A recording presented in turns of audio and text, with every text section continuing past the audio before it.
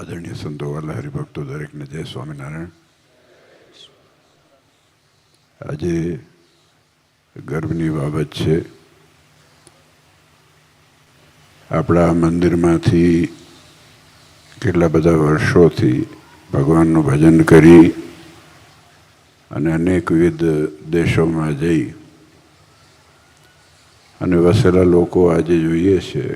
તો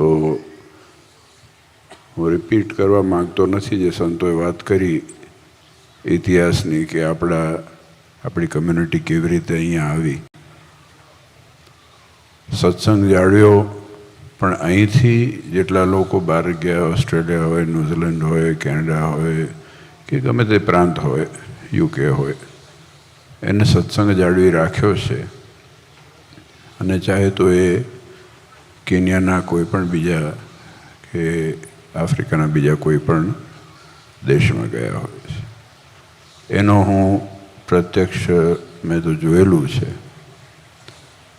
આજે નાના નાના ટાપુઓમાં પણ જ્યાં અહીંથી ગયા ત્યાં પણ સત્સંગ અને ભગવાન જાળવી રાખ્યા. મિડલ ઇસ્ટમાં ગયા તો સત્સંગ અને ભગવાન જાળવી રાખ્યા. અને એ ગર્વની બાબત છે કે આપણા પેરેન્ટ્સ ઓર એન્સેસ્ટર્સ જેને જે પુરુષાર્થ કર્યો એ જાળવી રાખ્યો છે. અહીંયા તો ખાલી 20% લોકો છે, આ વાસ્તવિકતા છે. 80% લોકો છે. રસોડામાં ભાઈઓ બહેનો, દીકરા દીકરીઓ, અને અહીંયા ઘણા બધા ચારે બાજુ બધા હરિભક્તો. મંદિર ભગવાન છે ને, એ કેન્દ્ર બિંદુ છે, એ સેન્ટર છે. પણ એની સાથે સાથે એકબીજાની સાથે હેત, લાગણી, પ્રેમ, મેળાવડો થાય એ પણ અગત્યની વસ્તુ છે. એટલા માટે મહારાજે, મેં પહેલાં વાત કરી હશે, ક્યાંક સાંભળી હોય તો ઠીક છે, પ્રદક્ષિણામાં બધા મંદિરના પ્રદક્ષિણામાં બેઠકો બનાવેલી છે. હવે બેઠકો પ્રદક્ષિણા કરવામાં બેઠકની જરૂર ના હોય, પ્રદક્ષિણા જ કરવાની હોય, તો ત્યાં બેઠા બેઠા શું કરવાનું? ગપાટા મારવાના. પણ ભગવાનના સ્થાનને વિશે મર્યાદામાં રહી અને કાર્ય થાય ને, એટલે ત્યાં જે સુખ આવે. સોશિયો રિલિજિયસ ઓર્ગેનાઇઝેશન છે આપણા બધાના. આપણે જે મહારાજે પ્રારંભ કર્યો અને જે બિયા નાખ્યા, જે નીબ નાખી આ સંપ્રદાયની, એમાં હ્યુમેનિટેરિયન કોન્સેપ્ટ એ પહેલાં આવ્યો છે. પછી તિલક ચાંદલા આવ્યો, પછી કંઠી આવી, પછી માળા, શિક્ષાપત્રી, આ બધું પછી આવ્યું છે. આ વાસ્તવિકતા છે. પહેલાં કૂવા, વાવ, તળાવ ખોદાવડાવ્યા, દુઃખીઓ દેખીને ખમાય દે, આણી રે અતિ આકડા થાય, અંધન વસર રે. આ જ્યારે થયું ને, એના પછી મહારાજે એને ધીરે ધીરે સત્કાર્યમાં, સત્માર્ગમાં, એનામાં સારા સારા ગુણ આવે એવા પ્રયત્ન કરેલા છે. આજે આનંદની વાત છે કે એ સંપ્રદાયમાં, એ મહારાજના આશ્રયમાં રહીને આપણે કાર્ય કરી રહ્યા છીએ. આવા મોટા મોટા ઉત્સવો થાય છે. ધન્યવાદ છે એ લોકોને જેને તન મન ધનથી, સમયથી અહીંયા સેવા આપી છે. હું ખાલી એટલું માનું, મારું અંગત મંતવ્ય છે કે આપણે એટલું ધ્યાન રાખવાનું. મહારાજે પોતે વાત કીધી છે ને, એમાં એક વાત એવી કીધી છે કે ગઈકાલ હતા ને આજે હતા, એમાં આપણે ફેર શું પડ્યો છે?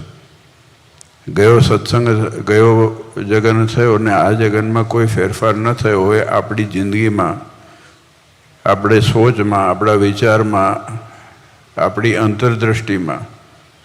કેમ કે ખાલી ભગવાનના દર્શન નથી કરવાના. જો ભગવાન અહીંયા ઘનશ્યામમાં જ્યારે સ્થપાય ને, એટલે ભગવાનના દર્શન રોજ થવાના છે, પણ ભેગા ભેગા આપણે દર્શન કરવાના. કે આપણે એવા ને એવા છીએ કે આપણામાં ફેરફાર થયો ગઈ સાલ કે ગયા મહિને હતા એના કરતાં.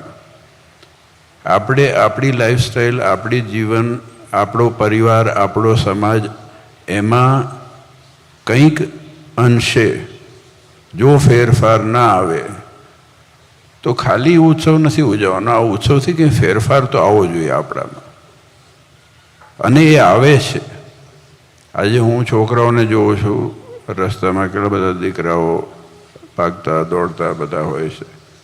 એને એલિયન નથી લાગતું, એને હજી વધારે મમત્વ અને પોતાપણું થાય અને એ સંસ્કારની જાળવણી રાખી શકે એના માટે આપણે એન્વાયરમેન્ટ આપવું જ પડશે. અને જેમ જેમ સમય આગળ વધતો જાય ને એ પ્રમાણે સમયની સાથે રહીને આપણે એન્વાયરમેન્ટ આપવું પડશે. જે આજે 50 વર્ષ પહેલાં થતું હતું એ આજે પણ નહીં થાય અને આજ પછી 50 વર્ષ પછી થશે એ નહીં થાય. We have to sustain our morals, આપણા સિદ્ધાંત, આપણી પરંપરા જો સસ્ટેન કરવું હોય તો ચેલેન્જીસ બહુ બધા છે.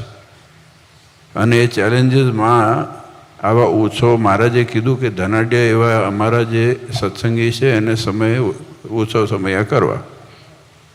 આજે સરસ ઉત્સવ થયો પણ ખૂબ ખૂબ ખટકો રાખીને ભગવાનને આગળ રાખવાના છે.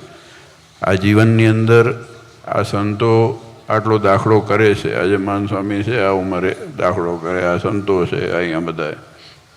તમે આટલો બધો દાખલો કરો છો. ફ્રેન્કલી સ્પીકિંગ, ત્યાંથી ઘણા લોકોને હું જાણું છું કે જે લોકો દૂર દેશથી, ઇન્ડિયાથી પાછા આવ્યા છે, અહીંના હોય એ મેં વાત કરી હોય કે પેલા આવજો ને, તો આપણે કિન્યામાં આપણો જગન છે, ઇન્ડિયા જઈને પાછા અહીંયા સિશરથી આવ્યા છે ને અહીંયાથી આવ્યા છે ને જો બીજા તમારા યુકેથી છે ને અમારા નાયણપરથી છે ને માનુકુવા ને બળદિયા ભેગા છે ને બધા પર્થવાળા છે ને.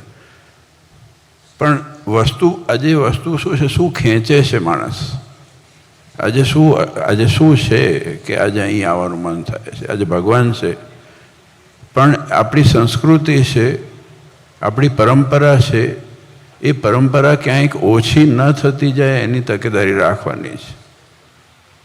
એની તકેદારી રાખી અને આપણે આગળ વધે એવા પ્રયત્ન કરવાનો. આપણા દીકરા દીકરીઓમાં એ સંસ્કાર જળવાઈ રહે એ બહુ જરૂરી છે. આ તો હું માનું છું, આ વાસ્તવિકતા છે. અને એટલા માટે આ જે સગવડ કરીને અહીંયા હું ગયો, બી હાઈવ સેન્ટરમાં ગયો ને અહીંયા તો તમારે તો મજા જ છે. ભજીયા તળતા હતા અને પૂરીઓ તળતા હતા અને મેં કહ્યું કોલેસ્ટ્રોલ વધવાની જ વાતો હશે રવિભાઈ. અને પછી અહીંયા પાછું અમારા શુગર કેન જ્યુસ હતું એટલે મેં કહ્યું શુગરનું વાંધો નથી. અને આપણને કણબીને ભગવાને દયા જ કરી છે કે આમ ઠપ કરીને આપી જ દીધું છે. કોલેસ્ટ્રોલ, શુગર, ગુડા ને કેળું ભાંગી જ રાખો.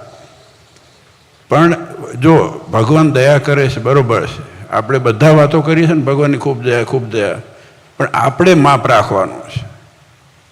બધી વસ્તુનું છે ને એક લાઈન, એક થીન લાઈન હોય છે મર્યાદાની. કારણ કે આજે ભગવાને બધું કર્યું છે પણ મર્યાદા, પરંપરા, પ્રણાલિકા એ સાચવવા માટે થઈને ધર્મ છે. એટલા માટે આ દાખલો મહારાજે કર્યો. મહારાજ હતા ને એ વખતે પણ ધર્મ નહોતો એવું નહોતું,